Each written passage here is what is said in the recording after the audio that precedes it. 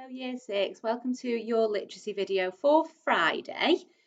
Okay, so well done on your reading work yesterday. You all did an absolutely brilliant job again. You're all really impressing me. It's great to see that you're all watching my video really carefully and that you're doing those extra questions that I set you, so well done. We're going on back onto our reading work then for today, so you need to make sure you have got this book. Okay, so your writing book for today. Okay, and we're moving on to page 8. And our learning question is, can I proofread and edit a piece of writing? Okay, so you will see that when you turn to this page, you've got a picture of a snow leopard and you've got a report all about snow leopards. Okay, and your task is to read it and edit it. Okay, so we're going to do this one together, and then I've got another piece of text on my board for you to have a go at independently. Okay, so let's have a look at our page then. So it says, when you've finished editing your writing, you should proofread it. This means looking for mistakes in spelling, punctuation and grammar, as well as any places where the writing isn't clear. This is a late draft of a report about snow leopards. Read it carefully. Circle each mistake and write the correction above it. The first one has been done for you, and then there's a little hint at the side that says there are 12 more mistakes for you to find in the text. Okay, so let's have a look at this together then. Okay, so it says, the snow leopard is a species of large cat that is found in Austrasia.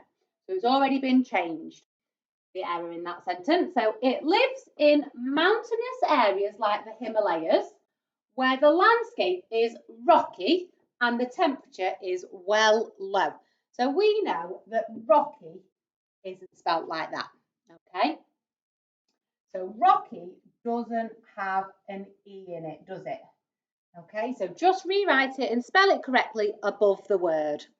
Okay, so and the temperature is well low. We wouldn't speak like that in a report, would we? Okay, so I think you could change that to really. Okay, the temperature is really low. Snow leopards have thick fur to keep them warm. Leopards isn't spelt right, so you can change that because we know that it's got an R in. So Leopards.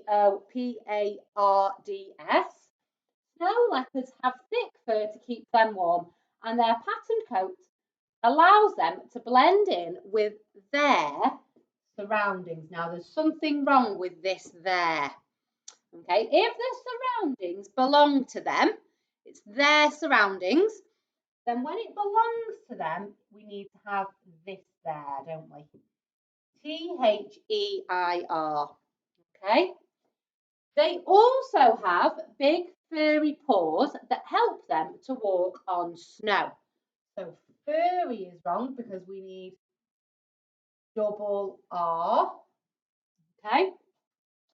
Unlike lions and tigers, snow leopards can't roar.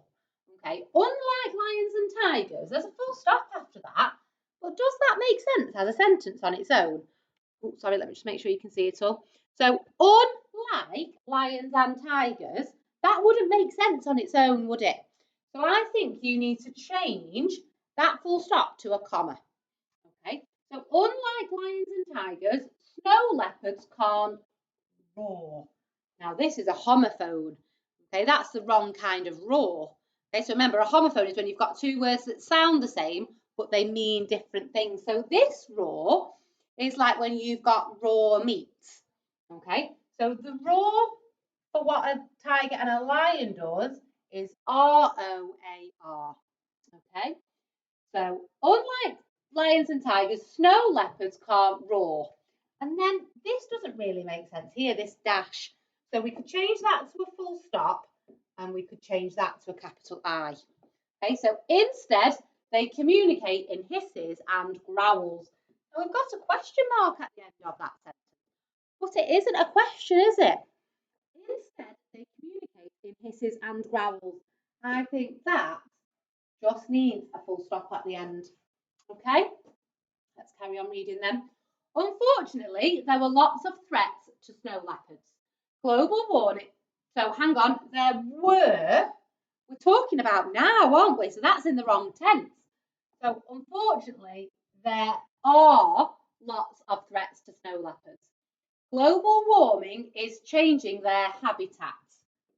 Okay, and we've got a colon there, which we don't need. So we could do comma there, making it difficult for them to find food. In addition, they are often hunted for their beautiful coats.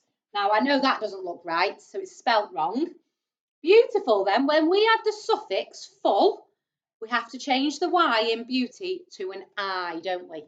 Okay, so beautiful then would be B-E-A-U-T-I-F-U-L.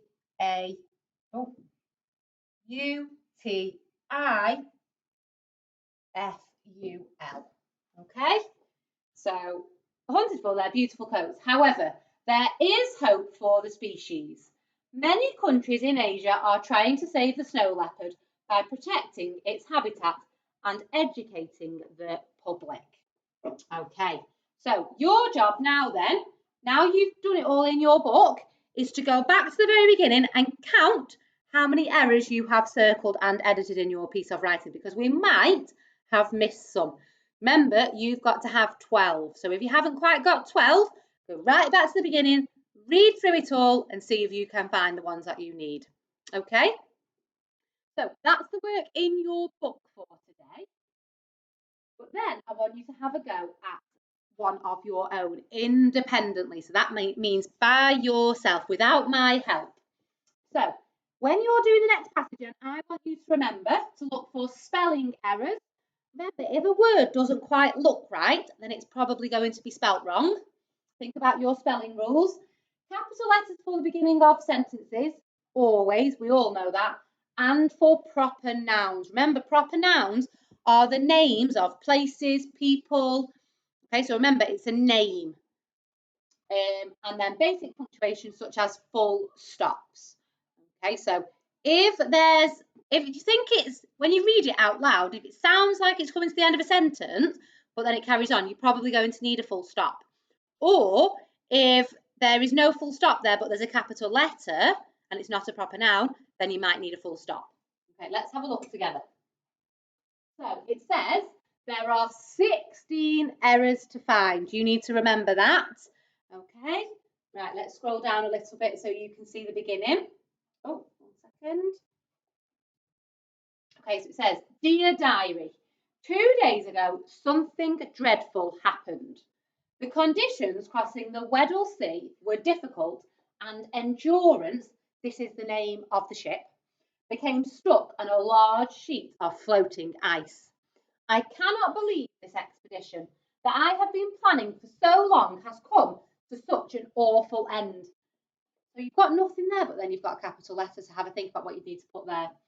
We had to abandon the ship. Okay, so I'll pause it there. You pause the video, do that bit. When you get up to ship, come back and press play, and then I'll scroll down for the next part of your text. Okay, let's read the next part.